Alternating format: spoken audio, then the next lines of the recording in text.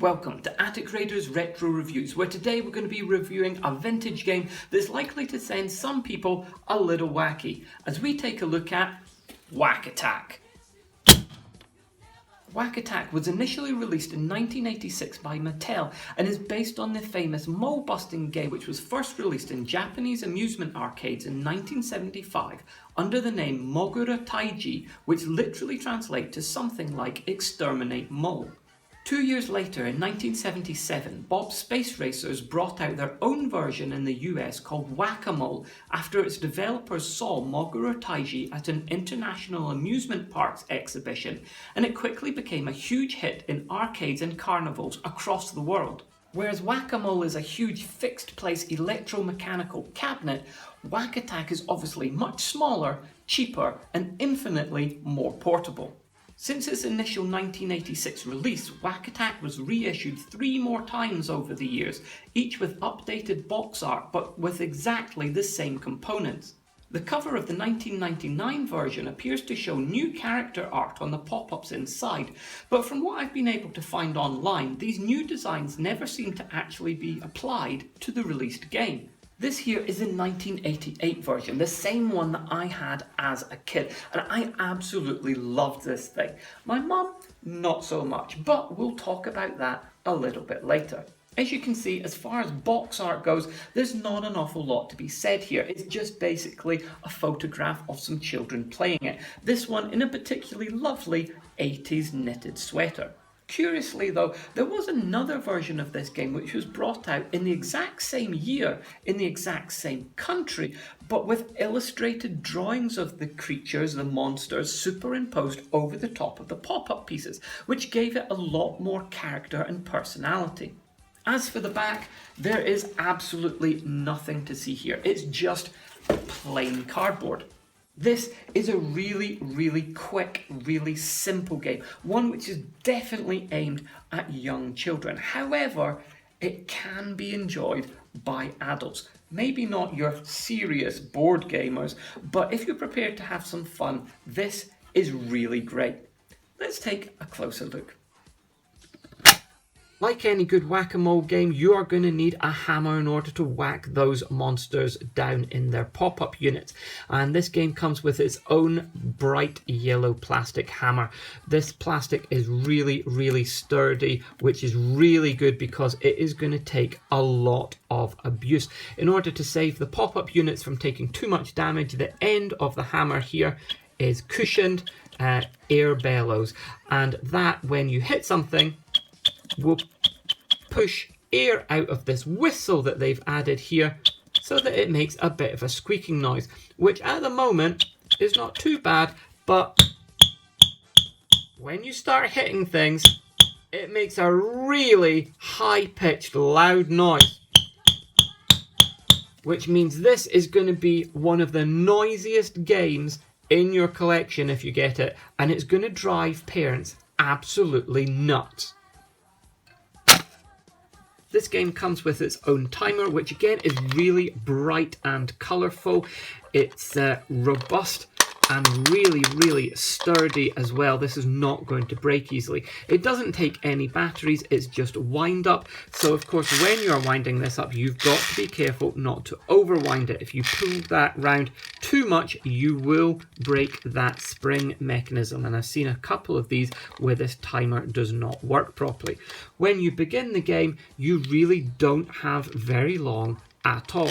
The other thing you will notice is that it is really noisy. It is not a nice noise, and you're going to have to work really fast. This is probably one of the loudest games I own. You've got to work quick. You don't have long to knock down all of those monster heads, and eventually your time will be up, and you've literally only got 20 seconds in this game in order to get the highest score that you can. The game also comes with 5 pop-up units, and as you can see, these are really bright and colourful with fun designs on them. Whereas the original release just had black line drawings of faces in order to resemble moles on the pop-up pieces, these ones are obviously printed in colour and have a much more monstrous theme to them, ranging from scared or happy looking cartoony kind of characters to ones which are much more monstrous and scary, like this kind of demonic skull which has an exposed brain, and this kind of really creepy gluttonous looking creature here. And we've got a kind of swampy mop toxic avenger kind of guy over here. And these plastic units are really sturdy. There's no batteries in these. It's all done using springs and rubberized pieces inside for friction. Once you hit down a head, they also have got automatic dials here in order to keep the score, and when it pops back up, that score will increase by 1 each time. You can then of course reset it by just turning it back to 0, ready for the next game. These counters only go up to 9. If you go past 9, it is going to go back to 0. But the chances of you getting a score of more than 9 on any of these during the 20 seconds of gameplay is really low. But they're easy to reset, and these things work really well and are a really nice design. So we've got our pop-up units set up, all of them with their counters set to 0. I've got my trusty hammer and it's time to have a go. Let's get this wound up and ready to start. Let's see how we go now.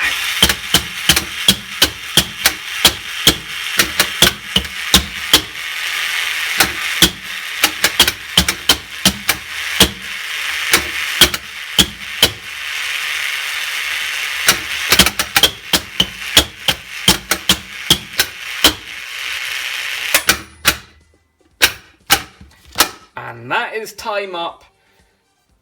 Out of time.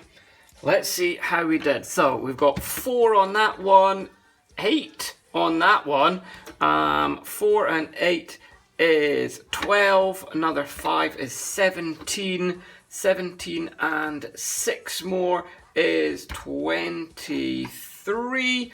And 23 and 3 more is 26. So I've scored 26 there in that 20 seconds, which really is an okay score. But if you actually read the instructions, it actually specifies that the pop-up units have to be placed an arm's length apart. So this setup here, and indeed the setup that the boy is playing with on the front cover of the box itself, is completely wrong. It needs to be much further spread out. And for that, we need to do something slightly different. In order to have these spaced at least an arm's length apart from each other and from the player, you're going to need a lot more space. So I've taken it outside. Let's see how we get on with it spread out a bit more. I'm going to set the timer, get ready. Let's see if we can match that initial score.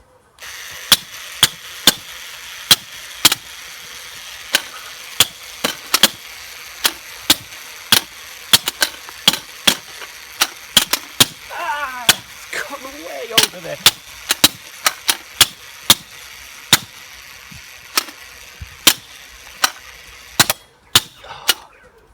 That was a lot harder, and I bet I haven't scored as well. We've got 4, 2, which is 6, 4, so that's 10, another 4, that's 14, and this one which went flying, 5, so that is 19 points, which is definitely not as good as I did before. And of course, depending on how hard you want to make this game, you just spread them out even further. So this is where you really get a proper workout. Let's go for it. Ready, and go!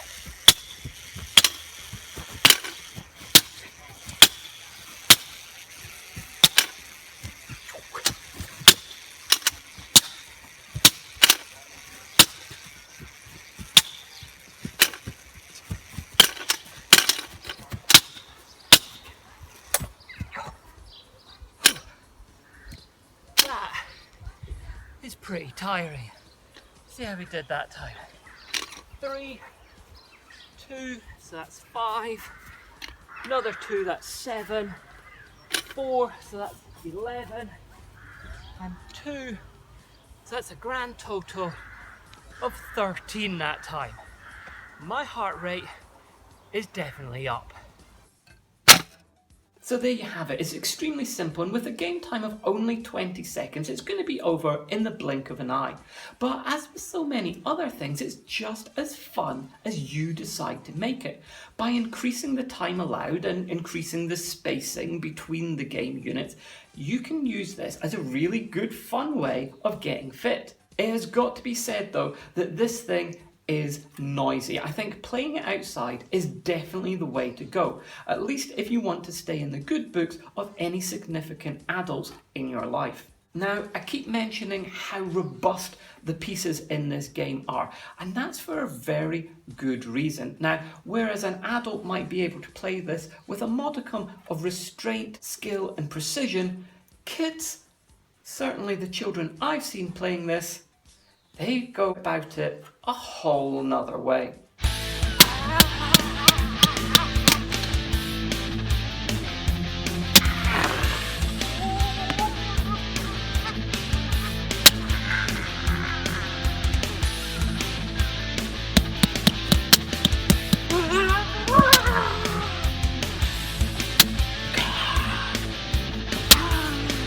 Now, I've got a lot of fond memories and nostalgia mixed up with this, so for me it is a must-have, but even without those elements, it's still a recommendation. It's just so much fun. This thing is not particularly cheap though. It goes for around about £15 to £20 on eBay, and keep in mind it is very noisy, but I do love it, and children absolutely adore making that much noise and just having a good old excuse to hit something as hard as they can. Well, that's it. I hope you've enjoyed today's video. Until next time, this is Attic Raiders Retro Reviews.